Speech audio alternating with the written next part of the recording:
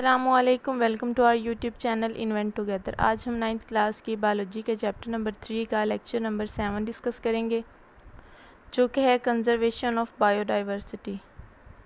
हमने chapter number 3 के जो फर्स्ट लेक्चर था उसमें हमने बायोडाइवर्सिटी को स्टडी किया था।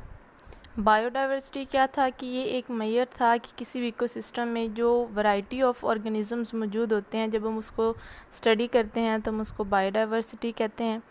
और तमाम इकोसिस्टम में जो लिविंग ऑर्गेनिजम्स मौजूद हैं उनकी कंजर्वेशन कैसे हो सकती है, ये किस तरह से उन्हें हार्म्स हो रहे हैं उनके इकोसिस्टम में मौजूद दूसरे ऑर्गेनिज़म से, ये हम स्टडी करते हैं कंजर्वेशन ऑफ बायोडाइवर्सिटी में। किसी भी इकोसिस्टम में लिविंग ऑर्गेनिजम्स के ओरिजिन से अगर हम बात करते हैं तो डिफरेंट टाइम में उन्हें डिफरेंट चीज़ों का सामना करना पड़ता है, जिसकी वजह से उनकी जो स्पीशीज़ हैं वो या बढ़ रही होती हैं या कम हो रही होती हैं। उनके इकोसिस्टम में मौजूद बहुत सारे अवामिल जो हैं वो उन पर असरअंदाज हो रहे होते हैं, जिसकी वजह से उनकी जो तादाद है या तो वो इंक्रीज़ हो रही होती है या डिक्रीज़ हो रही होती है। अगर हम लास्ट सेंचुरी की बात करते हैं तो जो बायोडाइवर्सिटी है हमारी अर्थ पर डिफरेंट ऑर्गेनिज़म्स की, वो बहुत ज़्यादा तेज़ी से उसको लॉस जो उसका है वो बढ़ रहा है। और अगर हम मॉडर्न ईरा की बात करते हैं तो ह्यूमन एक्शंस की वजह से जो हमारे इकोसिस्टम है या इकोसिस्टम में जो तमाम स्पीशीज़ हैं वो बहुत ज़्यादा थ्रेटन्ड हो रही हैं, और उन स्पीशीज़ का जो लॉस है वो जो अर्थ हिस्ट्री की हम बात करते हैं तो इस इरा में सबसे ज़्यादा हो रहा है।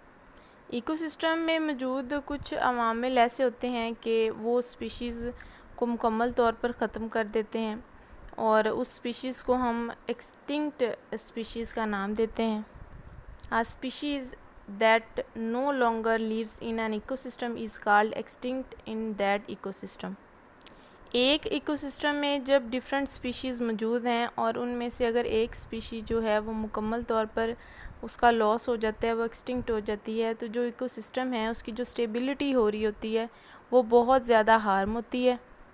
और बायोलॉजिस्ट जो हैं उन्होंने वार्न किया है कि अगर इसी तरह से जो बायोडाइवर्सिटी है वो लूज़ होती रहेगी तो हम इस तरह से हमारा जो ग्लोबल इकोसिस्टम है उसको बहुत ज़्यादा हार्म पहुंच रहा है।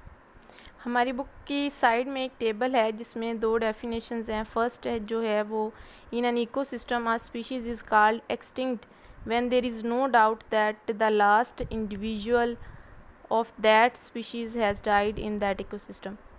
और सेकंड है species is called endangered when it is at risk of extinction in near future. मतलब जब एक इकोसिस्टम में वो स्पीशीज़ जो उसके इकोसिस्टम के हार्म्स की वजह से मुकम्मल तौर पर ख़त्म हो जाती है, मतलब उसके लास्ट इंडिविजुअल का भी हमें जो डाउट होता है वो नहीं रहता, तो उसको हम एक्सटिंक्ट स्पीशीज़ कहते हैं उस इकोसिस्टम की। और लेकिन अगर हम देखते हैं कि उसका रिस्क है, अभी कुछ इंडिविजुअल्स उसके मौजूद हैं और उसके एक्सटिंक्ट होने का ख़तरा है, तो उसको हम कहते हैं एंडेंजर्ड स्पीशीज़, कि वो नियर टू एक्सटिंक्शन है। और अगर हम बात करते हैं पाकिस्तान में एक्सटिंक्ट स्पीशीज़ की, तो प्लांट्स और एनिमल्स की बहुत सारी स्पीशीज़ जो हैं वो ह्यूमन के जो डिफरेंट एक्शंस की वजह से वो एक्सटिंक्ट हो चुकी हैं। अगर हम उनकी एग्जांपल्स की बात करते हैं तो examples of endangered and extinct animal species are lion, tiger, Asiatic cheetah, Indian one horned rhinoceros, swamp deer, Indian wild ass, hangul, black buck etcetera.